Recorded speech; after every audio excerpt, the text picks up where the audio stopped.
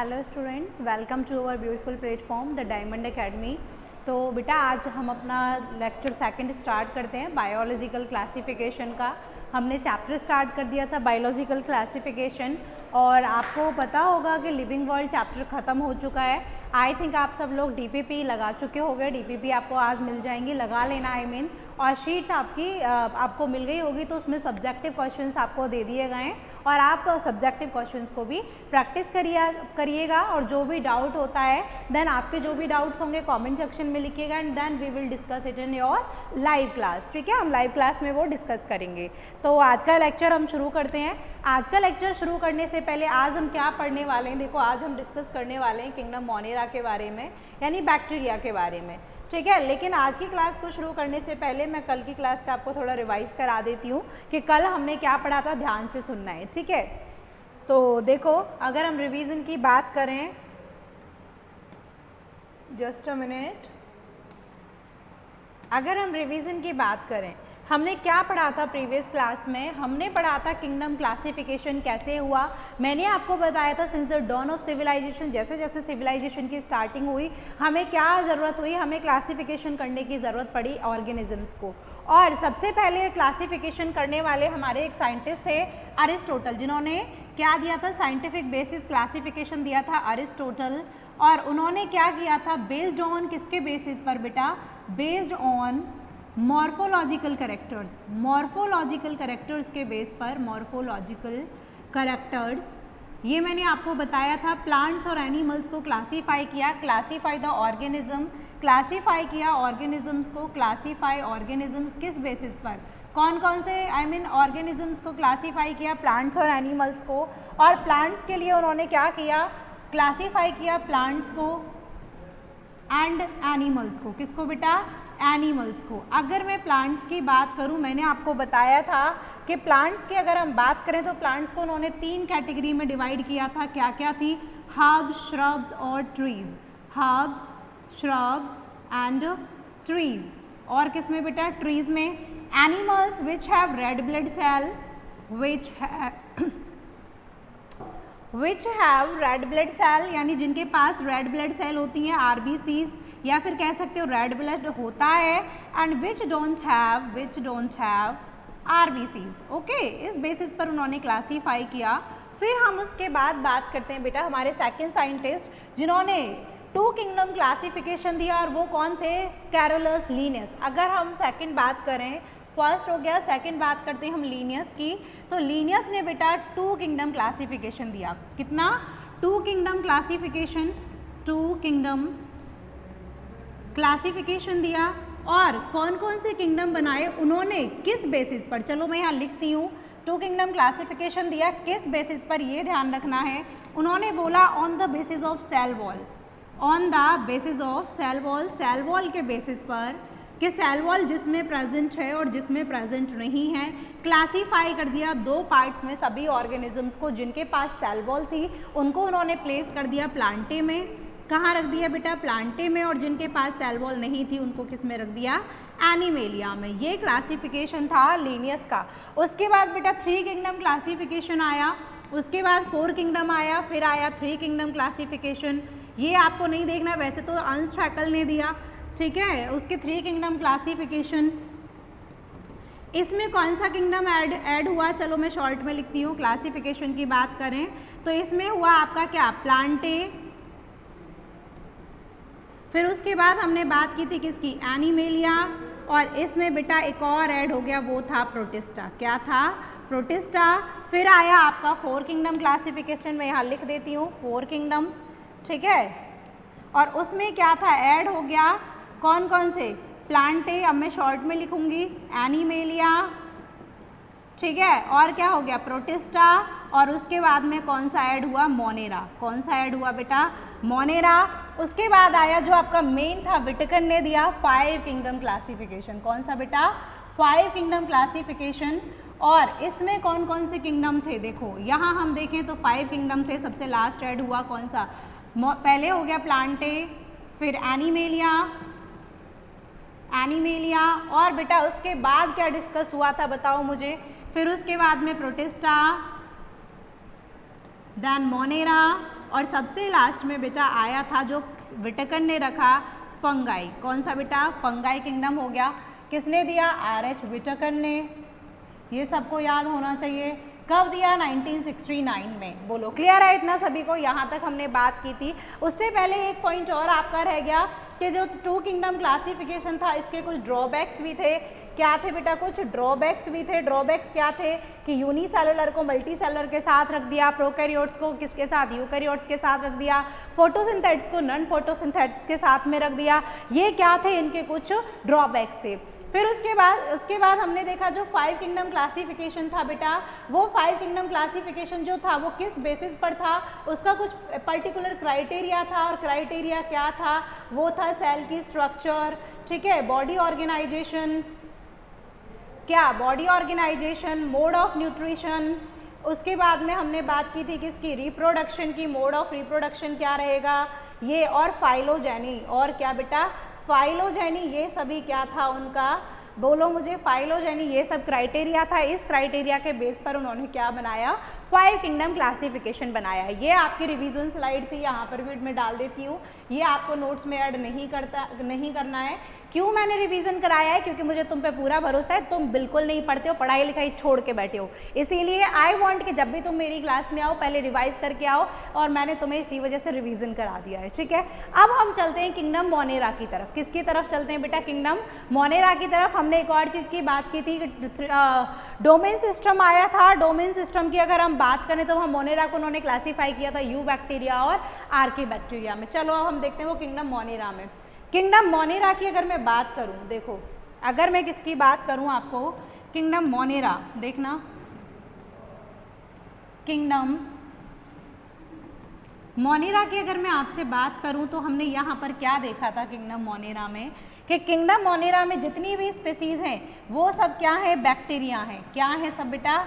Bacteria है। यानी हम बैक्टीरिया की बात करते हैं। किसकी बात करते हैं? बैक्टीरिया। और कह सकते हो क्या? प्रोकैरियोट्स। क्या कह सकते हो? प्रोकैरियोट्स। बताओ इतना क्लियर है सभी को? देखो सुनो ध्यान से। अगर मैं बात करूं बैक्टीरिया की, किसकी बात करूं बेटा आपसे? बैक्टीरिया की। ध्यान से सुनना है हर बच्चे को, ठीक है। लिसन टू मी केयरफुली, ध्यान मेरे ऊपर ही लेके आना है। चलो कहाँ देख रहे हो? सामने आओ बेटा, बहुत पिटाई हो जाएगी तुम्हारी अगर तुमने इधर उधर देखा तो। देखो अगर मैं बैक्टीरिया की बात करूं, बैक्टीरिया को हम क्या बोलते हैं? प्रोकैरियोट्स। क्या कह सकते हैं? ये क्या है बेटा? प्रोकैरियोट्स हैं, ठीक है। और हम क्या कह सकते हैं? प्रोकैरियोट्स हैं। या फिर हम कह सकते हैं प्रोकैरियोट्स के बाद में किससे बिलोंग करते हैं? पूरा किंगडम मोनेरा। किससे बिलोंग करते हैं बेटा? किंगडम मोनेरा से बिलोंग करते हैं। अब सुनो मेरी बात, एनसीईआरटी ने एक आपका स्टेटमेंट लिखा है, मैं भी लिख रही हूँ, और इम्पॉर्टेंट है।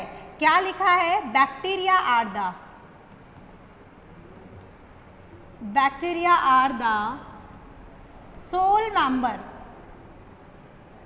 मेंबर, यानी अकेले मेंबर है। सोल मतलब अकेले हैं, मतलब सिर्फ बैक्टीरिया ही मिलेंगे और कुछ भी नहीं मिलेगा किंगडम मोनेरा में, कुछ भी नहीं मिलेगा एक्सेप्ट बैक्टीरिया। तो bacteria are the sole member of kingdom Monera. क्या है बेटा? किंगडम मोनेरा के सोल मेंबर हैं। बताओ क्या इतना क्लियर है सभी को? कोई प्रॉब्लम तो नहीं है यहाँ तक? अब हम बात करते हैं कि मैम हम बैक्टीरिया को पहचानेंगे कैसे, ठीक है। बैक्टीरिया के बारे में पूरा डिटेल, उनका शेप, उनका स्ट्रक्चर, उनके न्यूट्रिशन, बहुत सारी चीज़ें पढ़ेंगे। उन सब के बारे में पढ़ने से पहले आखिर बैक्टीरिया को हम आइडेंटिफाई कैसे करेंगे? How will we identify bacteria? तो हम चलते हैं जनरल फीचर्स की तरफ। किसकी तरफ चलते हैं बेटा? General features. तो सबसे पहला फीचर्स अगर मैं लिखूँ इसमें तो क्या होगा? दीज आर जनरली क्या होते हैं बेटा? यूनिसेलुलर। क्या होते हैं ये? यूनिसेलुलर, ठीक है। दूसरा फीचर अगर मैं बात करूं तो इनमें क्या होता है? Nucleus is absent. इनमें बेटा क्या होगा? न्यूक्लियस एब्सेंट होगा। यानी जैसे अगर यूकैरियोट सेल को देखोगे, हर एक सेल में न्यूक्लियस मिलता है, लेकिन अगर मैं प्रोकैरियोट्स की बात करूँ तो प्रोकैरियोट्स में बेटा न्यूक्लियस नहीं मिलता है। जो उनका डीएनए है, जो उनका जेनेटिक मटेरियल है, वो क्या रहता है? इसी तरीके से साइटोप्लाज्मिक यानी उलझा हुआ, इंटेंजल्ड करके पड़ा हुआ रहता है, और कुछ हिस्टोन प्रोटीन्स एडेड रहते हैं, जिसको हम क्या बोल देते हैं? मिला के न्यूक्लियोइड मिलता है। क्या मिलता है? Exactly nucleoid. अगर मैं तीसरा पॉइंट बात करूँ, न्यूक्लियस एब्सेंट है, तो बताओ मुझे क्या न्यूक्लियर मेम्ब्रेन मिलेगी? बिल्कुल नहीं मैम, बिल्कुल नहीं मिलनी चाहिए। तो nuclear membrane is also absent, ठीक है। न्यूक्लियर मेम्ब्रेन भी एब्सेंट होती है। अब सुनो ध्यान से। फोर्थ, अगर मैं बात करूं सेल के अंदर देखो क्या मिलते हैं, ऑर्गेनेल्स। क्या मिलते हैं, ऑर्गेनेल्स। मेम्ब्रेन बाउंड ऑर्गेनेल्स मिलते हैं जनरली। अगर मैं बैक्टीरिया की बात करूं तो बेटा बैक्टीरिया में मेम्ब्रेन बाउंड ऑर्गेनेल्स नहीं मिलते हैं, कोई भी मेम्ब्रेन बाउंड ऑर्गेनल नहीं मिलता है। तो मैं लिख दूं अगर membrane bound organelles are absent, ठीक है, ये क्या रहते हैं, एब्सेंट है, कोई भी मेम्ब्रेन बाउंड ऑर्गेनल नहीं मिलता है। अगर मैं आपसे कहूँ नन मेम्ब्रेनस ऑर्गेनल यानी नन मेम्ब्रेन, या फिर मैं कह दूँ मेम्ब्रेन लेस, चलो अपनी लैंग्वेज में लिखते हैं, ठीक है, मेम्ब्रेन लेस ऑर्गेनल की बात करूँ, मेम्ब्रेन लेस ऑर्गेनल, तो बताओ मुझे कोई मिलेगा नहीं मिलेगा? पढ़ा होगा बैक्टीरिया के बारे में, कभी तो छोटी क्लास में पढ़ा होगा। तो बेटा मेम्ब्रेन लेस ऑर्गेनल में सिर्फ एक मिलता है, वो है आपका राइबोसोम, क्योंकि प्रोटीन का फॉर्मेशन करना है। तो क्या मिलता है, राइबोसोम। क्या मिलता है बेटा, सिर्फ राइबोसोम प्रेजेंट रहता है। बताओ इतना क्लियर है सबको, कोई डाउट तो नहीं है? तो ये कुछ फीचर्स थे किसके, बैक्टीरिया के। यूनिसेलुलर होते हैं, सिंगल सेल होते हैं, जो भी एक्टिविटीज़ होनी है, जो कुछ भी होना है वो सब कहाँ होगा, सिंगल सेल के अंदर होगा, ठीक है। न्यूक्लियस एब्सेंट होता है, न्यूक्लियर मेम्ब्रेन नहीं मिलती, मेम्ब्रेन बाउंड ऑर्गेनल नहीं मिलते, क्या मिलता है बताओ मुझे, मेम्ब्रेन लेस ऑर्गेनल राइबोसोम मिलता है। अच्छा एक पॉइंट और ऐड कर देती हूँ, 6 पॉइंट के इंक्लूजन बॉडी भी प्रेजेंट होती हैं, यानी फूड के स्टोरेज के लिए इंक्लूजन बॉडी क्या होती हैं बेटा, प्रेजेंट होती हैं। देखो प्रेजेंट को P प्लस एंटी से बना रही हूँ, इसका मतलब बार बार मेरे को बार बार परेशान मत करना कि मैम क्या है, दिस इज प्रेजेंट। आज याद रख लो, आगे से नहीं बोलूँगी, ठीक है। तो ये क्या है, मैम इंक्लूजन बॉडी मिलती है for storing the food material. बोलो क्लियर है? तो अब हम आगे चलते हैं नेक्स्ट स्लाइड पर। अब हमें क्या पढ़ना है, बैक्टीरिया का हैबिटेट। हमारी एनसीईआरटी ने लाइन दी है कि बैक्टीरिया हर जगह मिलते हैं, कैसा भी हार्ड हैबिटेट हो, कैसी भी कंडीशंस हो, हर जगह बैक्टीरिया मिलते हैं। तो अगर मैं हैबिटेट की बात करूं तो मैं एक यहाँ पर लाइन आपके लिए लिख सकती हूँ, और वो लाइन है कि bacteria are found everywhere, are found everywhere. और अगर मैंने टर्म ले दिया एवरीवेयर, एवरीवेयर में मतलब टर्म यूज कर सकती हूँ इसके लिए क्या, कॉस्मोपॉलिटन। क्या बोल सकती हूँ बेटा, कॉस्मोपॉलिटन, यानी हर जगह मिलते हैं। कॉस्मोपॉलिटन या यूबिक्विटस भी बोल सकती हूँ। अगर आपसे मैं बात करूँ कहाँ मिलते हैं, बताओ मुझे कहाँ मिलते हैं, बोलो जल्दी से, जल्दी बोलो। यस, कॉस्मोपॉलिटन है, एवरीवेयर, हर जगह मिलते हैं। जैसे नॉर्मल कंडीशंस में तो मिलेंगे आपके आसपास एनवायरनमेंट में, आपके हैंड्स में जर्म्स के फॉर्म में, ठीक है, बैक्टीरिया मिल जाएंगे हर जगह आपको बैक्टीरिया, लेकिन हार्श कंडीशंस में भी, ठीक है। अगर मैं लिखूं, देखो अगर मैं लिखूं bacteria are present in harsh habitat, harsh conditions में भी मिलेंगे। एज, जैसे कि बात करूं, देखो सुनो ध्यान से, एज फर्स्ट डीप सी, नीचे गहरे समुद्र में, डीप सी या कह सकते हो ओशियंस, डीप ओशियंस में मिल सकते हैं। अगर मैं कह दूं स्नो, एकदम ठंडी जगह पर, बर्फ में, ठीक है। तीसरा मैं कह दूं हाई टेम्परेचर यानी हॉट स्प्रिंग्स में, कहाँ मिल सकते हैं बेटा, हॉट स्प्रिंग्स में भी मिल सकते हैं। और अगर मैं कह दूं कहाँ, एसिडिक कंडीशंस में, एसिडिक कंडीशंस में भी मिल सकते हैं, यानी हर जगह आपको बैक्टीरिया एक्सेट्रा, हर जगह आपको बैक्टीरिया देखने के लिए मिल सकते हैं। बोलो क्लियर है इतना? तो ये हैबिटेट की बात हो गई, कहाँ मिलते हैं, हर जगह, और इसलिए हमने टर्म यूज़ किया कॉस्मोपॉलिटन। देखो कनेक्ट कैसे करना है, हमने पहले क्या देखा, बैक्टीरिया है क्या, उसके कुछ जनरल फीचर्स, उसका दूसरा फीचर वो कहाँ रहते हैं, हमने फिर बात की हैबिटेट की। अब हम बात करते हैं बेटा शेप की, कि बैक्टीरिया की आखिर शेप कैसी होती है, तो हम देखते हैं चलो। अच्छा एक चीज़ और है, एनसीईआरटी ने एक लाइन और लिखी है, बैक्टीरिया पैरासाइट्स होते हैं, यानी बॉडी के अंदर इट कैन फाउंड, मैं एक और पॉइंट लिख देती हूँ, या these can found in or on of, या in or on body of organism, किसी भी ऑर्गेनिज्म के अंदर या उसकी बॉडी के ऊपर भी ये मिल सकते हैं, ठीक है। जैसे गट में देखा होगा बैक्टीरिया प्रेजेंट होता है ह्यूमन के इंटेस्टाइन में, ठीक है। तो क्या हो गया, यानी ये किसी भी जगह प्रेजेंट हो सकते हैं। अब देखो शेप की बात करूं तो मेनली कितने टाइप के होते हैं, बताओ शेप कितनी होती है, 4 शेप होती हैं जनरली। कितनी होती है बेटा? 4 टाइप के होते हैं, 4 शेप होती है। कौन कौन सी देखने को मिलेगी बात करते हैं। चलो, फर्स्ट वन इज कोकस। क्या है बेटा? कोकस। सेकंड वन इज आपका है, सेकंड है बेसिलस। क्या है बेटा? बेसिलस। डिस्कस करेंगे वन बाई वन। थर्ड है आपका विब्रियो। क्या है बेटा? विब्रियो। फोर्थ है आपका स्पाइरेलम। क्या है बेटा? स्पाइरेलम। तो ये आपकी 4 टाइप की शेप मिलती है। अब देखो डिस्कस करते हैं वन बाई वन, इस शेप का मतलब क्या है एग्जैक्टली। देखो, कोकस की बात करूं तो कोकस means spherical. कोकस means spherical shape होगी, जैसे इस तरीके के, कुछ इस तरीके से होंगे। अगर बेसिलस की बात करूं तो बेटा ये होंगे रॉड शेप। कैसे होंगे? रॉड शेप मिलेगी बैक्टीरिया की, जैसे कुछ इस तरीके से, कुछ इस तरीके के। ठीक है। अगर मैं आपसे बात करूं विब्रियो, किसकी बात करूं? विब्रियो। देखो इसको थोड़ा और सही से बनाते हैं, वरना कुछ बच्चे सोचेंगे मैम ने पता नहीं क्या बना दिया है। Kind of this. ठीक है। अगर मैं बात करूं विब्रियो तो ये होते हैं बेटा कॉमा शेप। कैसे होते हैं? Comma shape. जैसे कॉमा होता है ना, कॉमा लगाते हो, कुछ इस तरीके का, यानी कुछ इस तरीके के। ठीक है, कुछ इस तरीके के। ठीक है, कॉमा शेप हो गए। इसके बाद मिलते हैं स्पाइरेलम यानी स्पाइरल। कैसे बेटा? स्पाइरल। कुछ मैं इस तरीके से कह सकती हूँ आपसे, जैसे ये है। ठीक है, कुछ इस तरीके से देखो स्पाइरल दिख रहा है। ये इस पर क्या हो गए? फ्लैजिला हो गए। एनसीईआरटी ने क्लियरली बनाया है। तो ये कुछ इस तरीके की इनकी शेप देखने को आपको मिल सकती है। ठीक है, ये क्या हो गई? इनकी शेप हो गई। बताओ क्लियर है? कितनी शेप? 4 शेप, कोकस, बेसिलस, विब्रियो और स्पाइरेलम। ठीक है, जैसे देखो दिखाती हूँ एनसीईआरटी का ही डायग्राम। अगर हमने सबसे पहले बात की है किसकी? कोकस, स्फेरिकल हो गए। ठीक है, दिख रहा होगा कोकाई, एनसीईआरटी का डायग्राम है, सभी स्फेरिकल है। बेसिलस मतलब रॉड शेप। ठीक है, बेसिलस मतलब रॉड शेप हो गए। विब्रियम मतलब कॉमा शेप हो गए। देखो, ठीक है। उसके बाद स्पाइरेलम मतलब स्पाइरल शेप हो गए।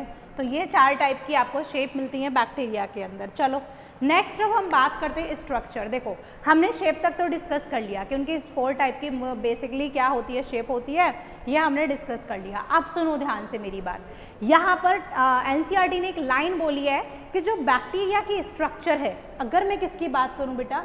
स्ट्रक्चर की बात करूँ तो स्ट्रक्चर बहुत सिंपल है। Structure of bacteria is very simple but behaviour is very complex. लेकिन जो इसका बिहेवियर है वो बहुत ज़्यादा कॉम्प्लेक्स होता है। सुनना, एक एक लाइन क्लियर करा रही हूँ एनसीईआरटी की, ध्यान से सुनना मेरी बात को। अगर नहीं सुना, कंसंट्रेशन गया ना तो उठा के मार दूँ। चलो कुछ नहीं, ठीक है।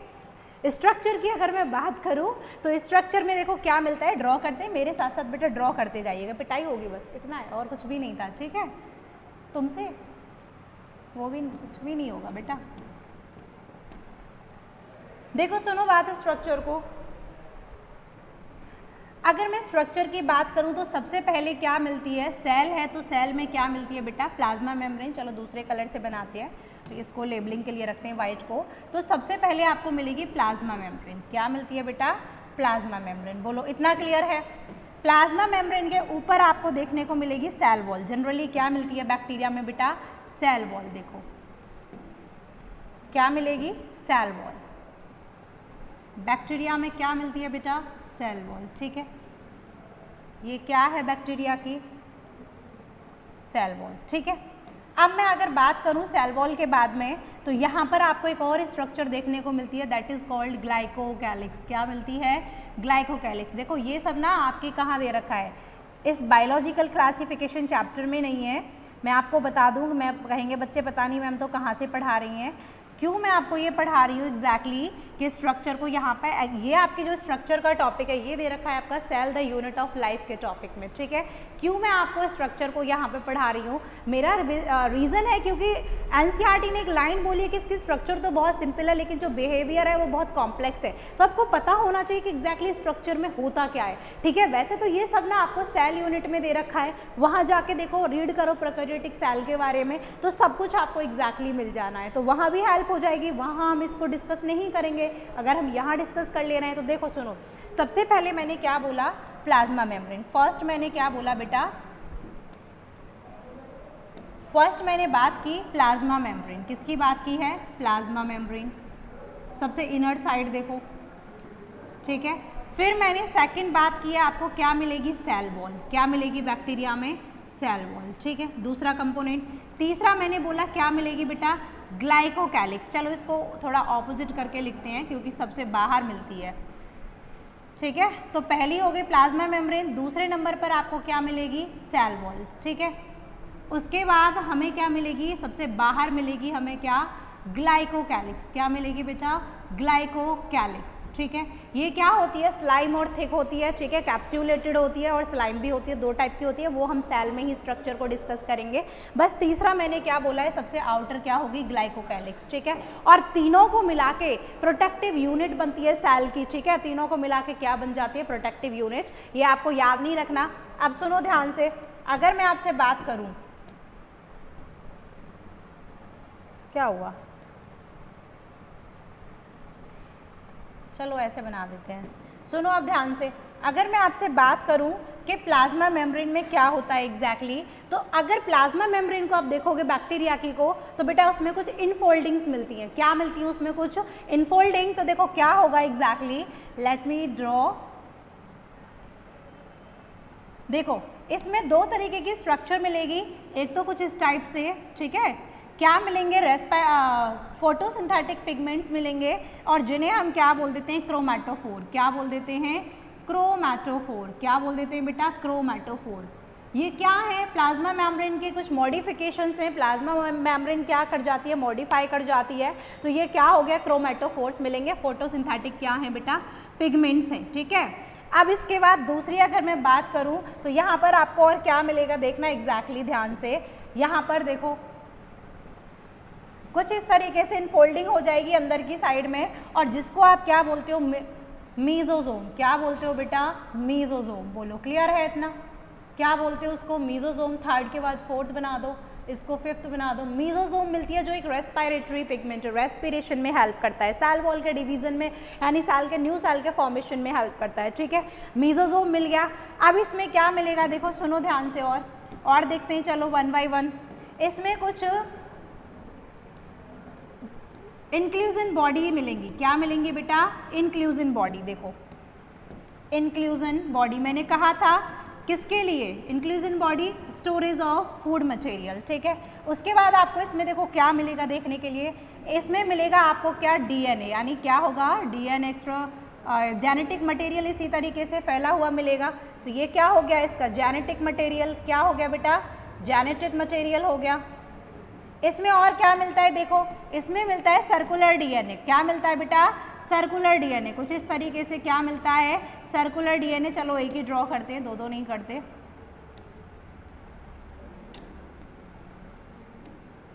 सर्कुलर डीएनए मिलेगा, ठीक है। क्या हो गया ये, सर्कुलर डीएनए। और उसको हम क्या बोलते हैं, प्लाज्मिड। क्या कहते हैं बेटा, प्लाज्मिड। एक्स्ट्रा क्रोमोसोमल है ये प्लाज्मिड। बस इतना है, देखो मैं आपको ज़्यादा डिटेल में नहीं बता रही हूँ, बस स्ट्रक्चर बता रही हूँ एग्जैक्टली मिलता क्या क्या है। उसके बाद बेटा आपको इसमें और देखने को मिलेंगे क्या, इसमें राइबोसोम्स। क्या देखने को मिलेंगे बेटा, राइबोसोम्स। क्या मिलेंगे, राइबोसोम्स, ठीक है। बोलो क्लियर है। अब देखो कुछ रह गया, क्रोमैटोफोर हो गया, मीजोसोम हो गया। हाँ अब इसमें कुछ लोकोमोटरी स्ट्रक्चर्स रह गए। सबसे पहले तो यहाँ पर एक और मिलेगी चीज़ देखने के लिए, वो है आपका फ्लैजिला। क्या मिलेगा बेटा, फ्लैजिला। बोलो क्लियर है। चलो थोड़ा सही से ड्रॉ करते हैं।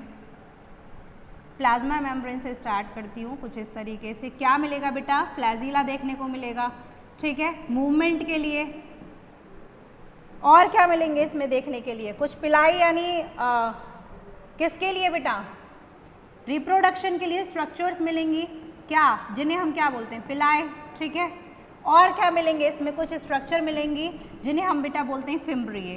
तो ये आपको इसमें देखने के लिए मिलेगा, ठीक है, फिम्ब्रिए मिलेंगे। तो 4, 5, इसको 6 बोल दो, इसको 7 बोल दो, इसको यहाँ पे 8 बोल दो, 9 बोल दो, 10 बोल दो, ये 11th हो गया नंबर, और ये क्या हो गया 12। यानी ये सब आपको कंपोनेंट इसमें मिलने वाले हैं। ये क्या हो गए, स्ट्रक्चर। अब देखो स्ट्रक्चर है तो बहुत सिंपल सी, लेकिन बैक्टीरिया सोचो कितने कितने हार्मफुल काम करता है हमारे लिए, कितना हार्मफुल है, कितना लॉस होता है। तो वो क्या है, उसका जो कॉम्प्लेक्स बिहेवियर है वो बेटा बहुत कॉम्प्लेक्स है। स्ट्रक्चर बोलो क्लियर हुई। अब हम बात करते हैं मोड ऑफ न्यूट्रिशन के, आखिर बैक्टीरिया में न्यूट्रिशन किस टाइप का मिलता है। एनसीईआरटी ने लिखा है कि मेटाबॉलिक डाइवर्सिटी शो करता है। क्या शो करता है? Metabolic diversity. तो सुनना, यानी ये हर जगह आपको देखने को मिलेगा। अगर यानी इसका जो मेटाबॉलिज्म है वो अपने आप को यानी हर जगह एडजस्ट कर सकता है। मेटाबॉलिज्म की प्रोसेस हर जगह हो सकती है। जैसे अगर मैं बात करूं हॉट टेम्परेचर, मैंने बोला हॉट स्प्रिंग्स में हाई टेम्परेचर होता है, वहाँ उसके अकॉर्डिंग मिलेगा। स्नो एकदम ठंडे रीजन में, वहाँ उसके अकॉर्डिंग मिलेगा। यानी इसमें क्या मिलती है? एक्सटेंसिव मेटाबॉलिक डाइवर्सिटी देखने को मिलती है। अब हम बात करते हैं मोड ऑफ न्यूट्रिशन की। तो बेटा क्या क्या मिलता है? 2 टाइप का मिलता है। देखो सुनो ध्यान से, autotrophic and heterotrophic. Autotrophic and heterotrophic 2 type का क्या मिलेगा? Mode of nutrition. अगर मैं ऑटोट्रॉपिक की बात करूं तो ऑटोट्रॉपिक में भी फर्दर 2 टाइप का मिलेगा। कौन सा बेटा?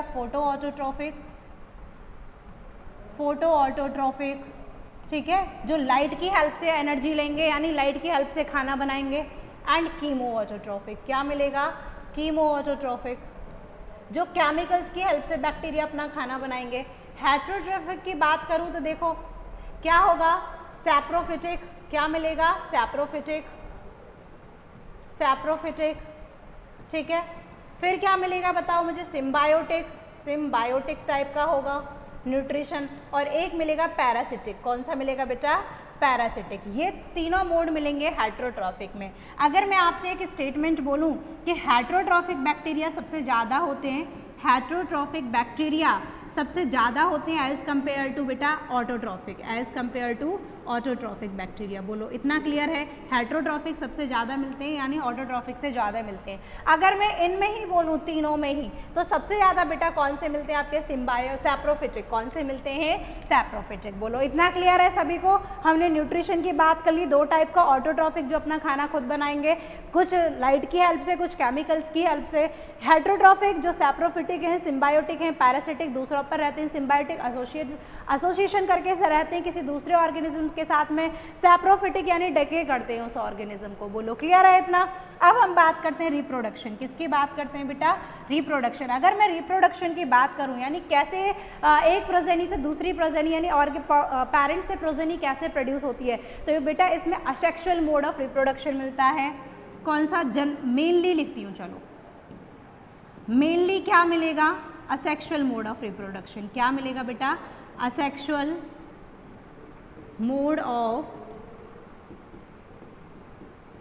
रिप्रोडक्शन। और उसमें भी बेटा कौन सा? मेनली असेक्सुअल मोड में मिलेगा आपको बाइनरी फिजन। क्या मिलता है? बाइनरी फिजन के थ्रू ये डिवाइड करते हैं, मतलब 1 से 2, 2 से 4। जैसे देखो ये एक बैक्टीरिया है, डिवाइड करके कितने हो गए? 2 हो गए। ये फर्दर डिवाइड करेंगे तो और आगे बनते गए, यानी इस तरीके से अपनी प्रोजेनी को प्रोड्यूस करते हैं। बताओ क्लियर है इतना? किसी को कोई डाउट तो नहीं है? हाँ बेटा किधर देख रहे हो? सामने देखो, चलो बोर्ड पे, ठीक है। और नोट साथ के साथ बनाने, बैठे हो आराम से, चलो सुनो ध्यान से। आप लोग भी नोट्स बेटा सामने ही साथ ही बनाने। बोलो क्लियर है यहाँ तक? किसी को कोई डाउट तो नहीं है? नेक्स्ट टॉपिक देखते हैं। मोड ऑफ न्यूट्रिशन देख लिया, रिप्रोडक्शन देख लिया, तो नेक्स्ट टॉपिक है हमारा आर्के बैक्टीरिया। बेटा आर्के बैक्टीरिया और यू बैक्टीरिया को हम अपनी नेक्स्ट क्लास में डिस्कस करेंगे। मैं लिख देती हूँ पहले, ये हम डिस्कस करेंगे नेक्स्ट क्लास में। कब बेटा? नेक्स्ट क्लास में डिस्कस्ड आर्के बैक्टीरिया के बारे में, यू बैक्टीरिया के बारे में, ठीक है, नेक्स्ट क्लास में डिस्कस करेंगे। तो चलो, तो आज के लिए इतना ही बच्चों, ठीक है। देखो कुछ स्लाइड दी गई हैं, लाइंस पढ़ लेना, एनसीईआरटी की हैं। Bacteria are the most abundant organism. सबसे ज़्यादा कौन से मिलते हैं? बैक्टीरिया मिलते हैं। 100 ऑफ बैक्टीरिया, आप एक मिट्टी उठाओगे तो उसमें बहुत सारे बैक्टीरिया आपको मिल जाएंगे। एक्सट्रीम हार्श कंडीशंस में रहते हैं, hot spring, desert, deep oceans लिखा है। ये क्या होते हैं? जनरली पैरासाइट होते हैं। मोड ऑफ न्यूट्रिशन की बात कर ली है। इनकी स्ट्रक्चर तो बहुत सिंपल होती है, लेकिन जो बिहेवियर है वो बहुत कॉम्प्लेक्स होता है। मेटाबॉलिक डाइवर्सिटी शो करते हैं। बैक्टीरिया कुछ ऑटोट्रॉपिक होते हैं, कुछ हेट्रोट्रॉपिक होते हैं, यही लिखा है, ठीक है। न्यूट्रिशन की बात हो गई है। अब आज के लिए बेटा इतना ही। सो थैंक यू स्टूडेंट्स, बाकी हम नेक्स्ट क्लास में डिस्कस करेंगे। So keep studying.